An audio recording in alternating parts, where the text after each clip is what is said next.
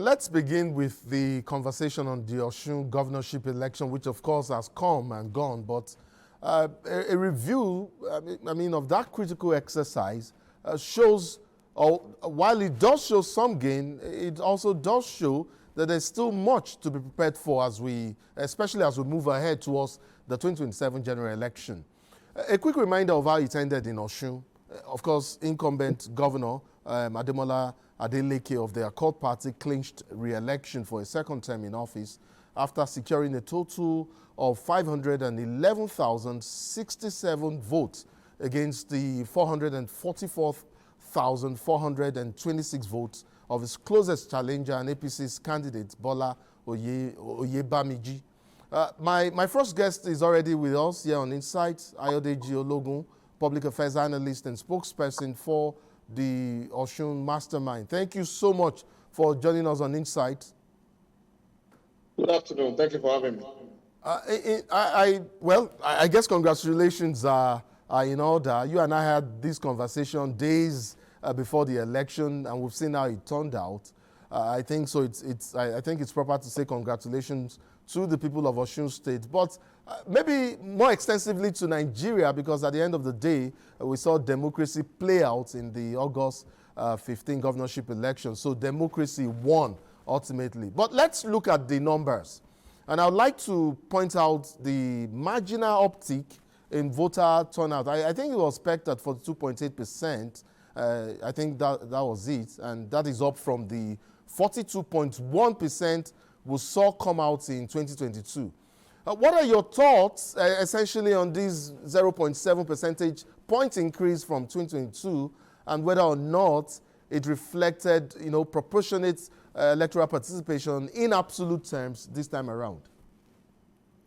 To be absolute, but the fact that we had an increase in the number of people that came out to vote in this last election, despite the shenanigans that played around before the election, despite the sentiment and the fear of voter apathy, despite the predictions surrounding security and insecurity as the case may be, the fact that we had an increment in the number of people that came out is something that is commendable, because it shows that our people are becoming more conscious, our people are becoming more resolute, our people are becoming more determined when it comes to participation in the elections. And that is one thing that is commendable. But for me, because I was involved in some researches and, of course, some groundwork pre-election, I know that the expectation was a shortfall. Well, I think I rightly said on one of your shows, one of the demographics that got affected in terms of turnout in this election are the youth. And that is predominantly because all the young institutions in Osun State were down to the election for the security. That means there are about 400,000 plus who are students by demographic delineation, many of whom were first-time voters, who registered in the last voter registration were disempowered, because many of them got registered in their higher institutions or the surrounding environment prior to the election. And because the schools were shut down before the election, many of them went back home. Their parents called them to return home for fear of insecurity. So a number of these individuals, a number of this demographic did not participate in the election. But nonetheless, the 7% or 0.7% increase or surge, an increment from the last number of voters is quite encouraging, but it could have been better with their institutions in the state. True. I recall you and I having this conversation, and you were particularly concerned as to how to redress or resolve that situation. And we did notice a significant gap in especially for that demographics, youth demographic, that strata of the demographic participating in the elections. But let's look at this election. Well, to just end with that has come and gone. We can look towards future elections now and know what to do in order to redress situations like that. I'd like to redirect you to, an aspect of the election. Perhaps you just look at this election from the prism of voter loyalty versus, individual popularity. And I'm talking about the primacy of personality over party. I wonder if you think it would suffice to say that Governor Ademola Adeleke or his re-election may just represent one of the most striking examples of personality-driven politics in contemporary Nigeria. Some might say, look, Accord Party before 2026 had virtually no institutional footprint in Osun State. Yet, we have seen the governor come, won about 19 local government areas, securing about 511,000 votes, in the process. Do you think that majority of the voters there in Osun were perhaps, enthralled, by the governor's persona or his personal popularity over the party's antecedent? Could we then say that, look, voter loyalty in Osun, is now primarily attached to individual candidates rather than whatever party platform they belong to? Or this is just a chance happening? No, it's not a chance happening.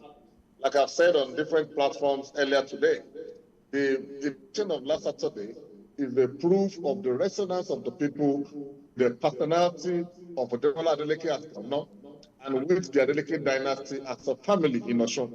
This election was not won by the Accord Party, and that is the truth of it. The Accord Party didn't win this election.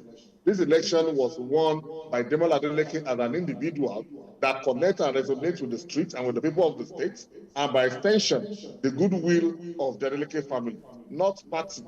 Substantially, not even about the record of achievement of Mr. Governor. It's about his personality and about the goodwill that his family has been able to attract as the biggest political family in Osun State. Not before now, there was no party in Osun State. And by the time the governor moved to the Accord Party, they had no structure. I can tell you that they were only using a room and parlor self-contained apartment as their secretariat. So they practically had no physical secretariat until Mr. Governor moved to that party. But as soon as Mr. Governor moved to that party, he moved with an structure. He moved to that party with all his appointees, commissioners, special advisors, special assistants, special assistants, board members, board chairmen, thousands of them moved a mass into the Accord Party and created a polarization of what you can call a spread across all the local governments of the state. And then the Accord Party became the yellow color. So for me, and by fact, this election was not won by Accord Party as a political party, but rather it was won by the personality of Adeleke, which resonates, maybe you call him dancing governor. That personality resonates with the other people on the street, who sees him as part of them, who sees him as one of them. He goes to church. He will go and do his visual singing and dancing. He will go to the mosque to go and do his visual drum beating. He will go to the street, wave at the people. So people can resonate with him. And by extension, people love Davido, who by himself is an institution in the music industry. The Adeleke is an establishment on his own. So what will of the family by extension is what added to the victory that was seen on Saturday. Not about Accord Party and not necessarily about whatever achievement this administration might have recorded in the last 3 years. In fact, you just took that right out of my mouth, because I was going to talk about the Davido factor. I was going to talk about the Adeleke family, political dynasty. But, there was something while, of course, I'll still want you to talk a bit about that, perhaps buttress the point. But I'd like to take you back to something you said earlier, when you said records of achievements. I wasn't so clear on that, perhaps because of the connection or connectivity issue that we seem to have. I would like for you to talk a bit about that when you talked about the governor's record of achievement, because I know, and a lot of people know, that critics of the governor, of the Osun State governor, have often questioned his administrative depth. But is it that, look, Governor Adeleke does indeed have records, records on ground to show what he has done in the last 3.5 years. And I wonder, perhaps, if you can now, bring up or combine that with the whole Imole phenomenon that we've seen play out. I think the sign is somewhat like this, that they do towards the eyes, and add that to let me try and break it down. Yes. What I meant by that is that people who voted in this last election did not actually vote because of their conviction about what Mr. Governor has been able to achieve. But does that matter at all?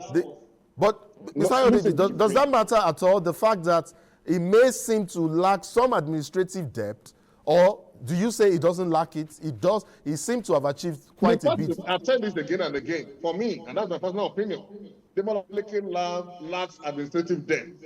When it comes to administration, for me, it is below par. If you want to use that to judge the Adeleke administration. But when you're talking about projects, he had projects. But those projects were diminished in stature by the opposition prior to the election. One of the points that worked or that the opposition used against Adeleke going to that election is the fact that his projects were not evenly distributed, and it is the issue of nepotism that is the overconcentration of projects in his own town and his environment that is Ede. So as much as it will have mattered, the bridges and the roads that he was able to do in the 3+ years in government, the opposition downplayed that substantially because of the issue of nepotism and lack of administrative depth. And that is why I said the achievements recorded in 3.5 years or thereabout did not come to play that much as the strength of Adeleke that gave him that vote in this election. What gave him much more votes in this election was about his personality, his resonance with the people of the street, his resonance with the artisans, his resonance with the working class, and particularly also, by extension, the goodwill of the individuals in his family. Davido, his son B-Red, his elder brother Deji. These are factors that contributed, and they have higher percentage of contribution to the election, more than the record of service that he actually did to the state in terms of infrastructure. Well, good for him, and good for the people of Osun State as well. But now let's talk about INEC's conduct. And I would say we give INEC its flowers, but I don't know if you would want to do that. But I see a lot of people saying, I know, thumbs up, INEC, thumbs up, INEC. I see that around a lot since the results were announced, for the election. But I think just maybe a lot of national and international observer groups also agreed. And there are many, they agree with INEC on many grounds. Like, there seems to be a consensus that, look, 94.5% of polling units indeed opened on time. There's another agreement on, that maybe 89.1% saw INEC officials arriving, at these polling units before 8:30 a.m. on election day. We've gotten reports on even BVACs. I mean, there's a report, I think it's from Yaga Africa or one of these other groups, which said that 86% of BVACs, the devices actually functioned very well, quite well. Do you think all of this put together, as my guest, as an expert analyst, you monitor the election, would you applaud INEC on this count? Well, except anyone choosing to be hypocritical, would such a person strip INEC of his deserving glory and honors in this election? I have been an election observer for over 20 years. And right from the inception of the Fourth Republic in 1999, there have been no other local or national that have not headed a team of observers in. This last Saturday, I headed a team of observers. And one thing that is critical, that is clear, is the compliance, substantial compliance of INEC with the rules that guide them and the rules of engagement. I the street as early as 8 a.m. on Saturday. And I can tell you that in some polling units visited even before the 8 o'clock opening of the ballot centers, people already gathered. There are polling units I got to as early as 7 a.m. and people were already on queue, people were already sitting around waiting for INEC. And of course, INEC officials did arrive on time. Before 8, maximum 8, these officials have arrived at the polling center, and between 8 to 8:30, they did the needful as prescribed by the law, which is to address the voters and everyone participating in the process of election, after which they declared voting open at 8:30, and the whole thing continued seamlessly. So anyone that tries to take away the glory or tries to take away the applause away from INEC in this election is just being unfair. A big applause, a big kudos to INEC in that election. Not only did the polling booths open on time, not only did the material arrive on time, not only did they follow the rule of engagement by ensuring that the polling agents voted, followed by the people with disability, the PWDs, followed by the agents, and then, of course, rest of the people. They are led by this rule. and ensured that all was done. Yes, there were pockets of Exactly. misdemeanors. Okay, and that's an area I wanted you to talk about. Mr. Ayodeji, that's an area I wanted you to talk about. And I think, let me talk to the things that they got wrong. One of the things that characterize this election, which INEC needs to improve upon, is polling units delineation. What do I mean? There are polling units in this election that had well over 1,000 voters. That is unacceptable. For no reason should a polling unit, I can give you instance, you want me to show you records. The polling unit at Okefia, right behind the bridge at Okefia Junction in the Shogbo, had 738 accredited voters pasted on the wall. And by 8:45, we had over 300 on the queue. I can confirm to you that voting did not end, starting and counting did not start in that polling unit until 8 p.m. that night, just because we had too much voters in one unit. The same thing to Akubelewo. Polling booth, zone 10, polling booth 12B in Agubelewo, the same thing. The same thing with Totaifon, where they had 1,400 voters in one polling unit. All of these are unacceptable. What INEC needs to do ahead of the 2027 election is to further delineate these polling units in such a way that we will not have more than a maximum of 200 to 250 in a polling unit. Number one, to allow the viewers to function maximally, and number two, to be able to have as many people as possible vote within the stipulated period of time. That is 8:30 a.m. to 2:30 p.m. in the, that's number one. Number two is the deployment of beaver. For some of these units that have over concentration of voters, one would have expected that if INEC had this record, they should have deployed to such units more than one beaver. In some of these instances, people in Aishu, the polling booth at the Aishu junction in Ede, at a point the beavers became so hot that they had to shut it down, wait for it to cool down for some time before they rebooted the system and it continued working. The period of shutting it down and waiting was one that caused agitation between, the voters. They become agitated. Some of them, INEC is trying to teach them. They are trying to manipulate. Whereas they did the right thing by shutting down the system, allowing it to cool down before. So one would have expected going forward that a polling unit where we have more than 250 voters, INEC should do better in deploying more reverse machines to such places so that we can have multiple desks, like 2-3. I'm sorry about the connection. We seem to be struggling here.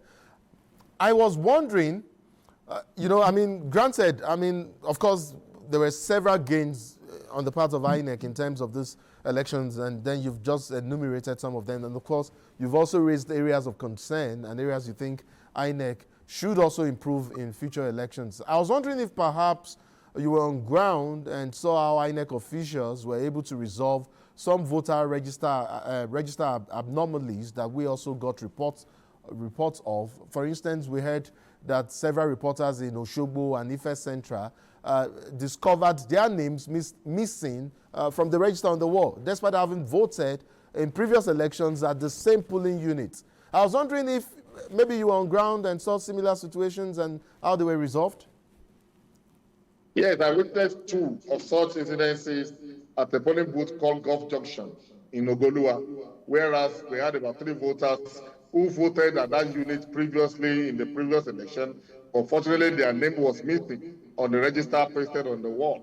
And one of such that I waited to see resolved, even though the name was missing on the wall, on the pasted register, the moment that person's PVC was swiped on the Beavers machine, the Beavers machine recognized it as one of the voters in that unit, and of course, the person was allowed to proceed for accreditation and voting. That I witnessed, and I think is a plus and a kudos to INEC. Fantastic, because we did get, while monitoring the elections on Saturday, we got a couple of reports like that, and our reporters actually made attempts to reach out to INEC, but fortunately we had an INEC former director for INEC for voter education in our studio who explained what would happen next. I'm glad you've confirmed that was what played out on ground there in Osogbo and of course parts of Osun State. I would like for us to talk about the IREV factor. It's something else that was quite critical to what many have described as the success of this exercise. Many who watched and followed this election closely say it seems as though for the first time in a governorship election, IREV, which of course is the result viewing portal, was treated as a central transparency tool, which allowed citizens, average Nigerians, people not even in Osogbo, to view polling unit results in almost real time. What's your view on IREF's performance metrics in this election in terms of the upload rates, in terms of timeliness and public access?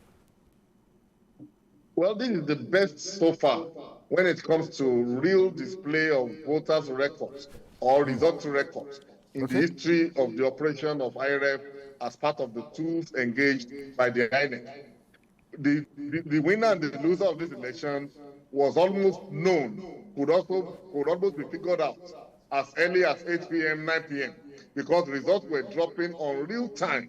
And people could add A to B to C, and come out at the particular results for each local government, except for around 10 p.m. or thereabouts, when there were glitches. And of course, the portal stopped uploading per minute or per second, as the case may be. Between the hours of 3 p.m. and 10 p.m. on Saturday, the Beavers machine, the IREF machine, the result viewing portal, was auto-updating itself, making it easier for anybody across the world. All you need to do is just put it on Google. You can see it per word, per unit, per local government, do the addition. So it was a seamless one. And I think it's one of the things that contributed to the easy pronouncement of the winner. By 7:45 a.m. yesterday morning, the returning officer, Vice Chancellor of Federal University of Ekiti, already announced the winner and returned him as elected. And I can tell you that the IREF is one of the tools that make this election acceptable, credible, and acceptable to the ordinary Nigerians. It's a big plus, and we must applaud INEC for that timeliness. In fact, we're out of time, but I wanted you to talk about, civic acceptability of technology in terms of election conduct, in Nigeria. But maybe that's a conversation you and I will have in the future. But then very quickly, if it's possible, in 60 seconds, what do you consider the key takeaways from the Osun elections that might hold key implications or, for Nigeria's 2027 general elections? 60 seconds. The key takeaway in this election is that the people resolute cannot be defeated. And that is one lesson that Nigerians must hold going forward. That contrary to people telling you, election results are predetermined, you already know who they want, you already know who will win. No, that is a blatant lie. Your vote counts. If your votes do not count, politicians will not offer 20,000 to buy your votes. It's because they know the importance and the power of your vote, and you must hold it as sacred. Let nobody deceive you. Your vote is sacred, your vote is important, and it would count going forward. Thank you so much, Ayodeji Ologun, Public Affairs Analyst and spokesperson for the Osun Mastermind. Thank you so much for your thoughts on this matter. It's been a delight listening to your take as we carry out a post-mortem on Osun election, Osun Governorship election 2026. We hope to talk to you in the coming days. Do have a wonderful day ahead, and our best regards to you and yours. Thank you so much. Thank you very much. I appreciate it.